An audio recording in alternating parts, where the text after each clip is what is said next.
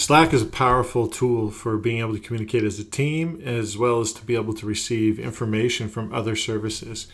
At Fix Your Funnel, we use Slack to communicate as a team, as well as to keep our coordinated activities in sync. So when we created the SlackBot, the intention was to allow you another way to get information out of Infusionsoft in front of your team.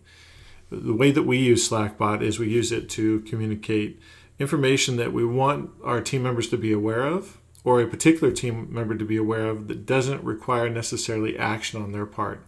If we want action to be taken on something, we normally want feedback that it's been completed. In that case, we're going to use the hot list. You can learn more about that by learning about Fix Your Funnel Dialer or the Fix Your Funnel Messenger.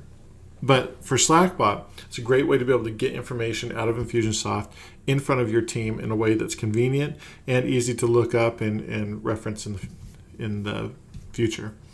So there are 3 required parts to the SlackBot. There's the contact ID and the bot name. And then there's the message, MSG.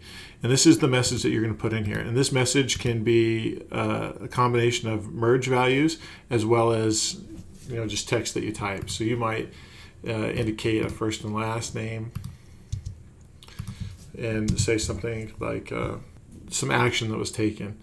You need to think about this tactfully because you do have to deal with the limitations of the API in terms of number of funnel bots you can run at a time. But for key actions, this is something that you'll definitely find valuable.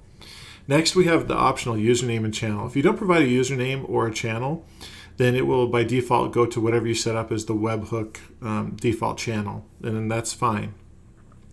If you provide the username, then the username is going to be a direct message from SlackBot to that user.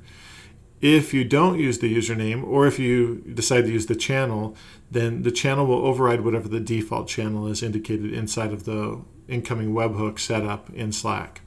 So this will allow you to be able to customize channels that you're going to be communicating into with the information that's coming out of Infusionsoft. So if you use the channel, overwrite the username. If you don't use the channel or the username, then it will go to the default setup in the integration. And that's SlackBot. Have fun with this. It's a powerful way for you to be able to get information from Infusionsoft and from your team members.